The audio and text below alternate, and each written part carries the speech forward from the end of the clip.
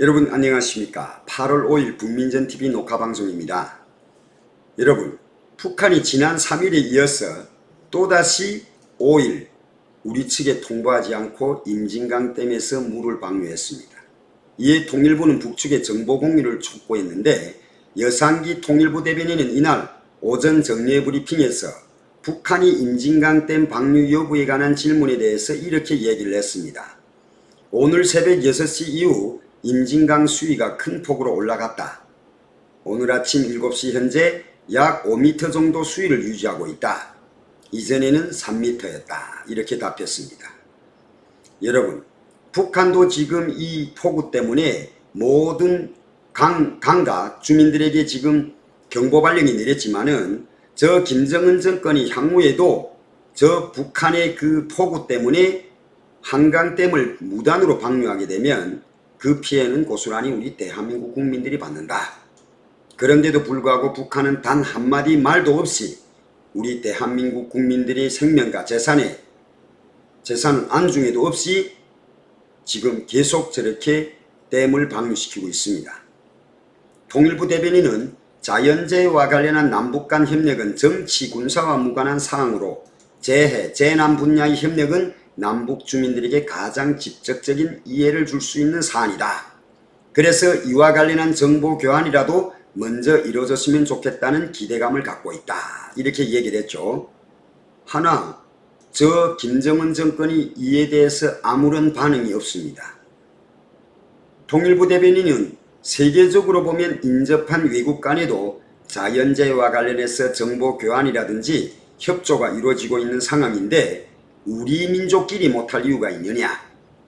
그래서 이 문제와 관련해 최소한 정보교환 등의 협조가 있었으면 좋겠다. 이렇게 밝혔지만은 북한은 우리 민족끼리 동포간 이런 개념조차도 안 가지고 있다. 이에 대해서 여 대변인은 남북 간 재해정보 교환 방법에 대해서 이렇게 얘기를 했죠. 정보 공유를 하려고 하면 기술적인 방법은 큰 문제가 되지 않는다. 현재 남북 간에는 연락이 두절돼 있어서 쉽지 않은 상황이지만은 기술적인 문제 때문에 서로 소통할 수가 없다는 것은 말도 안 된다. 그러면서 북한이 수해 현황에 대해서도 이렇게 얘기를 했습니다. 동해와 항해남도 해상에서 센바람과 높은 물결 경보라든지 대동강 등 여러 강에서 큰 물주의보 등이 발령된 것으로 알고 있다. 다만 현재까지 비 피해에 대한 구체적인 보도는 없는 것으로 파악하고 있다. 이렇게 설명을 했죠. 그러면서도 북한 지역에서도 홍수로 인한 피해가 가급적이면 없었으면 하는 바람이다 하고 덧붙였습니다. 북한이 폭우 영향으로 수도 평양을 관통하는 대동강 일대의 범람 우려가 지금 커지고 있는 상황입니다. 그래서 북한 조선중앙방송도 5일 기상수문국, 우리로 말하면 기상청인데 이 기상수문국 통보를 인용해서 5일부터 6일까지 대동강 유역에 평균 150 내지 300mm 많은 비가 내릴 것이 예견되며 6일 저녁경에 대동강 다리 지점 수위는 경고 수위를 초과할 것이다. 전날 대동강 유역의 큰 물주의 경보 발령에 이어서 범람 가능성까지 예고한 것이죠. 평양을 가로지르는 대동강이 범람할 경우 일대 농경지와 주택이 타격받을 것으로 예상이 됩니다. 북한은 지난 2007년에도 대동강 일대 폭우로 평양의 건물이 물에 잠기고 통신, 교통 등의 도시기능이 상당 부분 마비되는 사태가 빚어졌죠. 그런데 지난 2007년에 비해서 이번의 큰물주의 피해는 더 큰 것으로 북한 당국이 지금 내다보고 있습니다.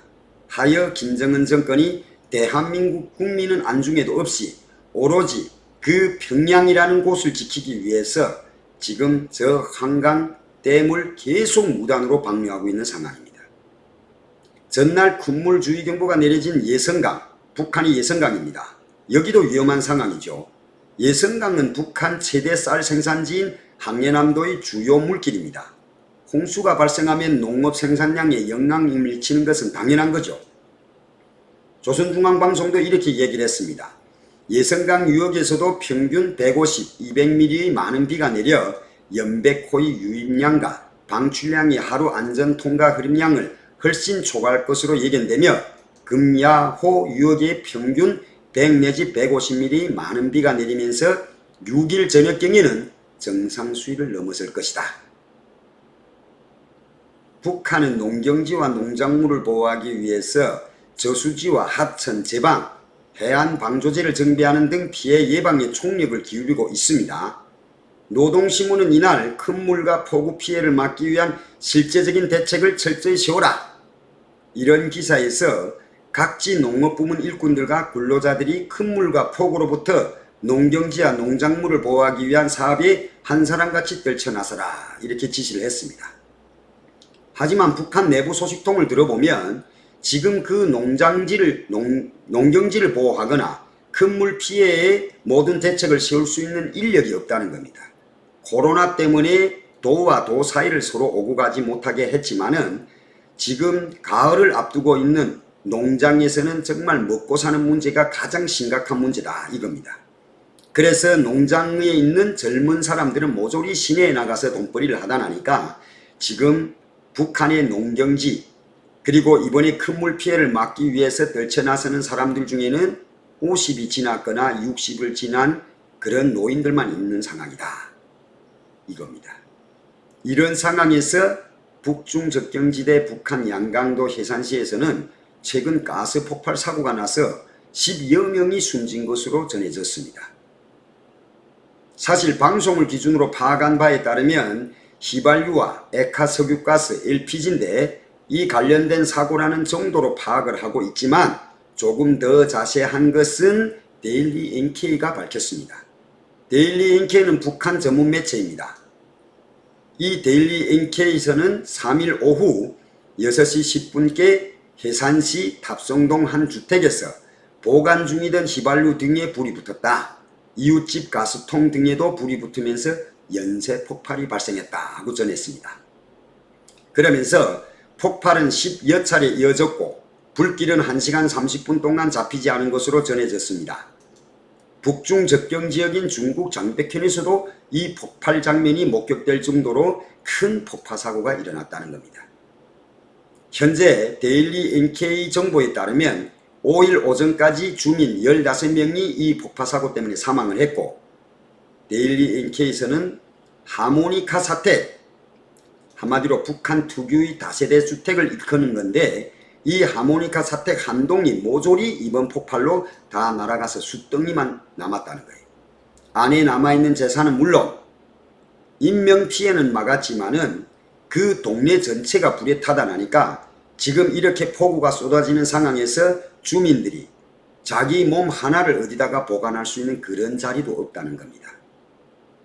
네, 오늘 북한 소식을 짧게 전했습니다.